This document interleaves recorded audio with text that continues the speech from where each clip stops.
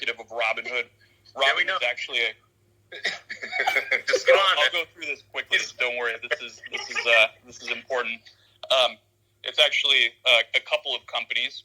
So there's an introducing broker-dealer called Robinhood Financial, and that basically is the app that you know and love. It processes trades. You're a customer of Robinhood Financial. Then there's a clearing broker-dealer, Robinhood Securities, that clears and settles the trades. And then we have Robinhood Crypto, which is our crypto business. All of these are kind of different entities that are differently operated. So basically Wednesday of last week, we just had, unprecedented volume, unprecedented load on the system. A lot of these, so-called meme stocks were, going viral on social media, and people were joining Robinhood, and there was a lot of net buy activity on them, as you guys all know. And Robinhood at this time, I think, was number one on the iOS App Store, and pretty close, if not number one, on Google Play as well. So just unprecedented activity. And so Thursday morning, right? So I'm sleeping, but at 3:30 a.m. Pacific, our operations team receives a file from the NSCC, which is the National Securities Clearing Corporation. So basically, as a broker, as a clearing broker, and this is where Robinhood Securities comes in, we have to put up money to the NSCC based on some factors, including things like the volatility of the trading activity, concentration into certain securities, and this is the equities business. So it's based on stock trading and not options trading or anything else. So they give us a file with the deposit, and the request was around $3 billion, which is, about an order of magnitude more than what it typically is, right? So, no. Why was that so high? Like, this seems like it sounds like this is an unprecedented increase in demand for capital. What formula did they use to calculate that?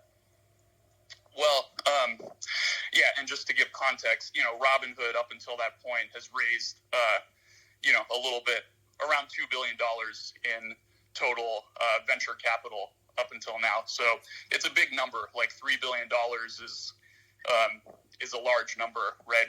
So basically, the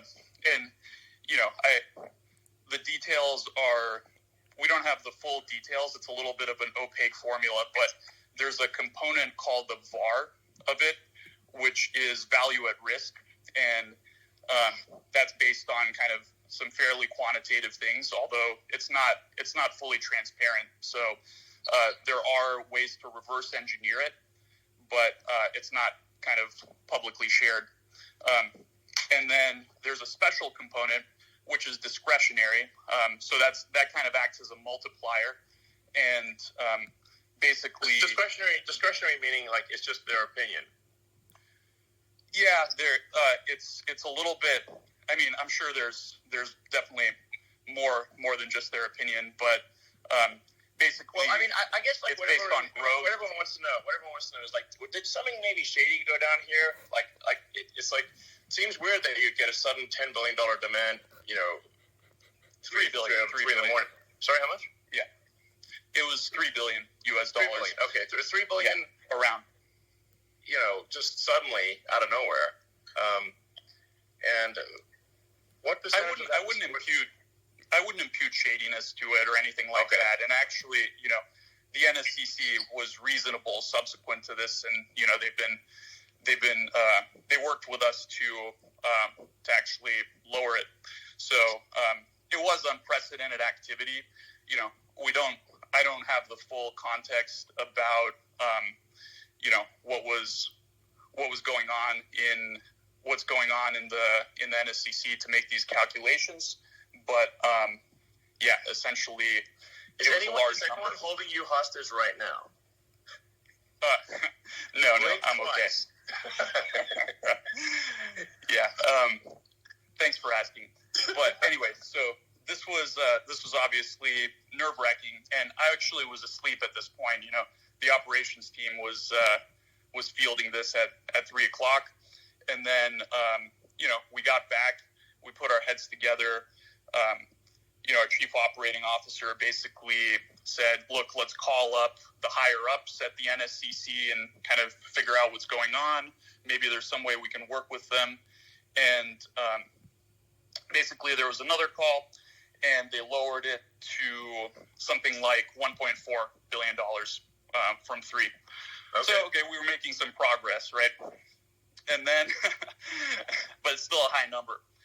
And then we basically proposed, well, let's explain how we plan to, let's explain how, we'll manage risk in these symbols throughout the day. We proposed marking these volatile stocks that were kind of driving the activity, position closing only. And then at about an hour before market open, so 5:30 or 5 in the morning, they came back and they said, okay, the charge is, or the deposit's $700 million, which we then deposited and paid promptly, and then everything was fine. So that essentially explains why we had to mark these symbols position closing only, and also why we knew this was a bad outcome for customers. Part of what's been really difficult is Robinhood stands for democratizing access to stocks, and yes, we want to give people the access. So that's been very, very challenging. But we had no choice in this case. We had to conform to our regulatory capital requirements, and so the team did what they could to make sure we were available for customers. Who controls this organization, this clearinghouse? It's a consortium. It's not quite a government agency. I don't really know the details of all of that. Okay. But and to be fair, we were I think there was legitimate sort of turmoil in the markets. These are unprecedented events with these meme stocks, and there was a lot of activity. So there probably is some amount of extra risk in the system that warrants higher requirements. So it's not entirely unreasonable. But we did operational processes to make sure that customers that had positions could sell their open positions, because obviously restricting someone, we got a lot of questions about, okay, you had to restrict buying. Why didn't you also restrict selling?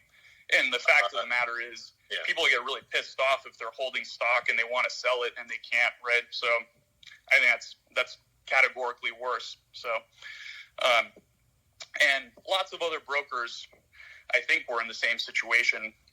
Robinhood was in the news, but you sort of heard this industry-wide, right? Other brokers basically restricted the same exact activity. All right, so it sounds like this organization calls you up and they basically have a gun to your head, either hand over this money or else. And so, because basically what people are wondering is did you sell your clients down the river, or do you have no choice? And if you had no choice, that's understandable. But then, we got to find out why you had no choice, and who are these people that are saying you have no choice? Yeah, I think that's fair. We have to comply with these requirements. Financial institutions have requirements. The formula behind these requirements, I think it would obviously be ideal if there was a little bit more transparency so we could plan better around that. But to be fair, we were able to open and serve our customers, and 24 hours later, our team raised over $1 billion in capital, so that when we did open, when we do open tomorrow morning, we'll be able to kind of relax the stringent position limits that we put on these securities on Friday. Will there be any limits? Well, I think there's always going to be some theoretical limit. Like, we don't have infinite capital, right? And on Friday there were limits. So there's always going to have to be some limit. I think the question is, will the limits be high enough to the point where, they won't impact, 99.9+% of customers. So, if someone were to deposit $100 billion and decide to trade in one stock like that, that wouldn't be possible, All right.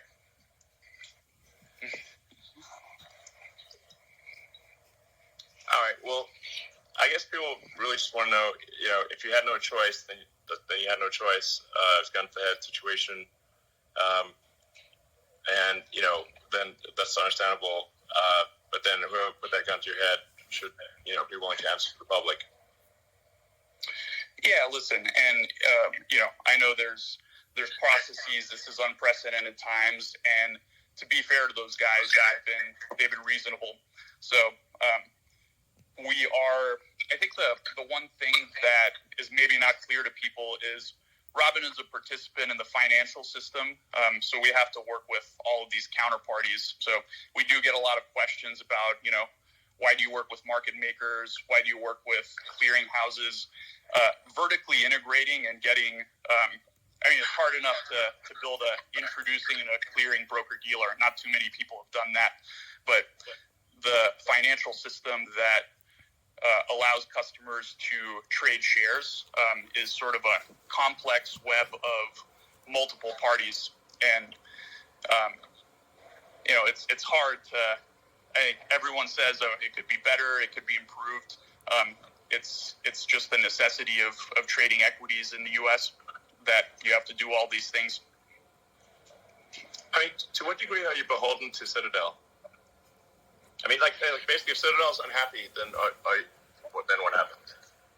Yeah, so that there was a rumor that Citadel or other market makers kind of pressured us into doing this, and that's just false, right? Market makers execute our trades. They execute trades of every broker dealer. This was a clearinghouse. This was a clearinghouse decision, and it was just based on the capital requirements. So, from our perspective, Citadel and other market makers weren't involved in that. But wouldn't they have a strong say in who got put in charge of that organization, since it's an industry consortium, not a government consortium, or not a government regulatory agency? I don't have any reason to believe that. I think that's just then you're getting into kind of the conspiracy theories a little bit. So I just have no reason to believe that that's the case, Okay. All right. Well, I guess we'll see what happens with future actions. Hopefully that was insightful or at least a little bit entertaining. Are you not entertained? Yeah. Okay. Well, I don't know what to say. First of all, Vlad, thank you so much for jumping on. I know it's pretty late, and thank you so much. Deeply, I deeply appreciate it, and I'm sure everyone in the audience here and watching elsewhere deeply appreciate it. So thank you so much. Really appreciate this. I'm